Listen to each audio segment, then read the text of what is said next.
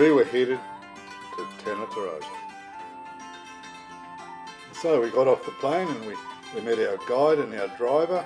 We started looking at all this amazing buildings straight away. And our guide with a big smile said, "I've got a bit of a surprise for you guys.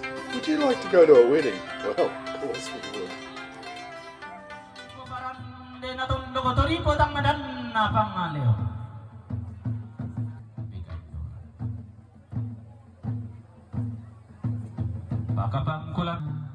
Si Tana Toraja ni si Kuan Teoki inaun karanga lakotimban tingayo malabi na tinay.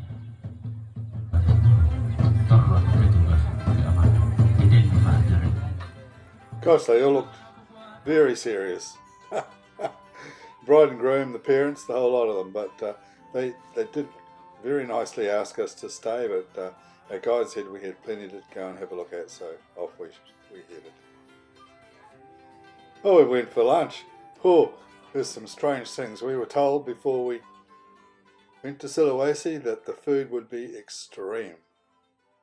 Yeah, I'd agree with that. There was all sorts of colours. The black food, I don't know, I couldn't deal with that.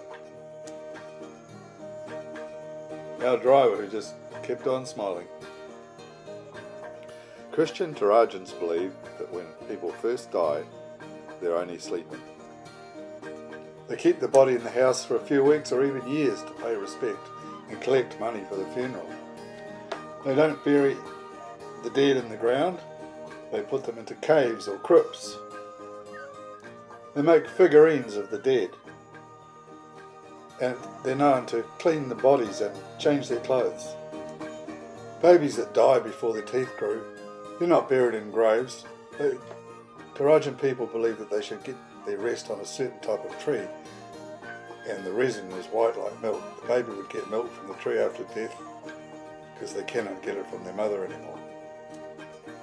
Oh, it was a big day, and we were really pleased to get to our room in Rintapal, which was the little town where we stayed.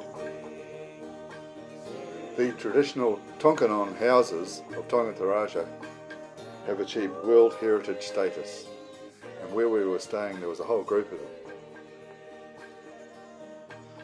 The buildings represent the social status of each family, with even the type of wood subject to a special belief. Yeah, usually just 3 rooms, and they're orientated north to south. Every element of the buildings have a symbolic meaning. They have these huge curved roofs, and there's always a line of buffalo horns out the front.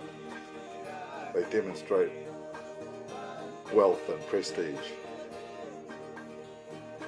These buffalo horns are all from funeral sacrifices.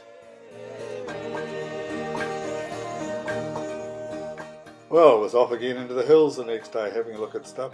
Went to a restaurant way up in the mountains.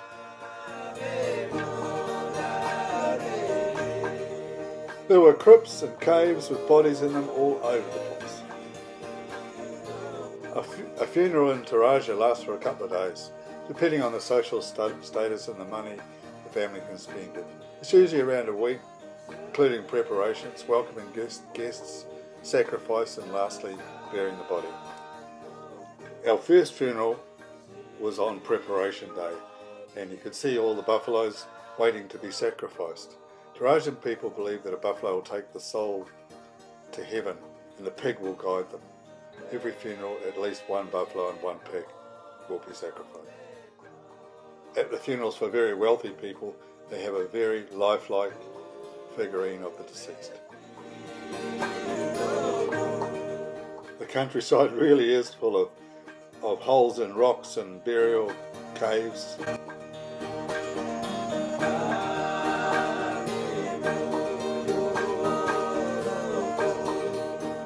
One day we walked through this market, and out through the other side was the buffalo market. The buffaloes are highly prized, especially the white ones. I heard figures of $50,000.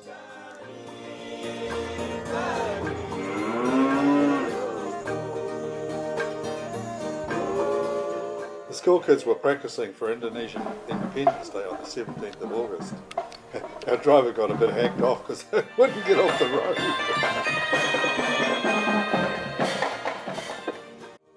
We visited an area where there was lots of crypts, holes in the rocks, figurines, all sorts of stuff.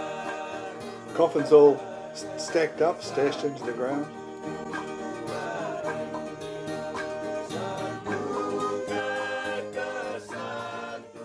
We went underground and saw more coffins and more bones, skulls, all sorts.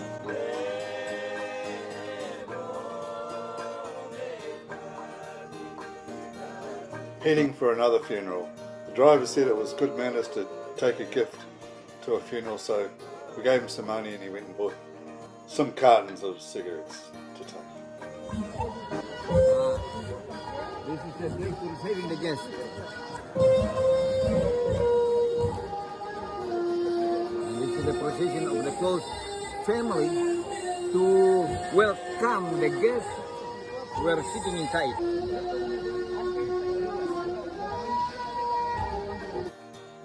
We spotted where the coffin was, up the top there. The ladies came in carrying food for the guests. So it's a big job of feeding everybody. These guys are all going to gather around in a big circle and sing an autobiography of the dead person.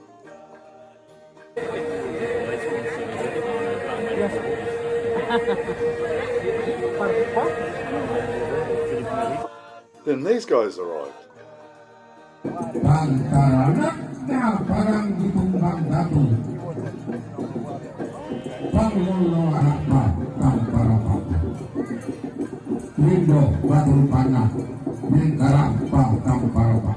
A funeral for a high-class person in Toraja will involve the sacrifice of up to 20 buffaloes, and can even be 50 if there's a lot.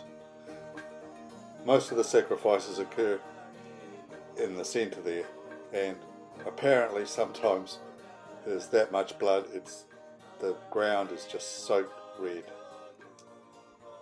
Leaving the funeral, we heard the squeals of a pig being stuck, very disturbing. The mourners were very inviting. They made a cup of tea and offered us some food. We could have stayed around quite a while, but yeah, I guess our guide did all the please and thank yous and permission to leave that was required. Our guide asked us if we wanted to visit a house where there was a body laid out. Yeah, we did.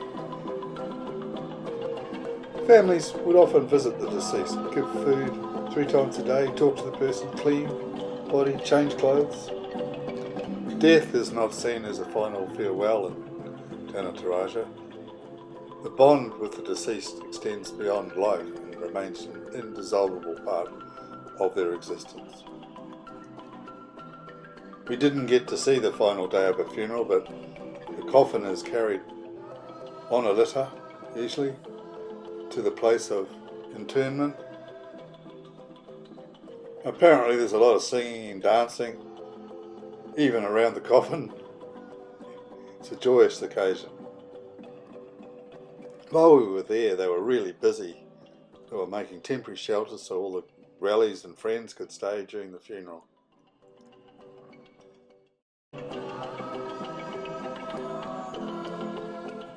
Time to visit a traditional village and then back to the hotel to pack. The next morning it was a flight back to Makassar.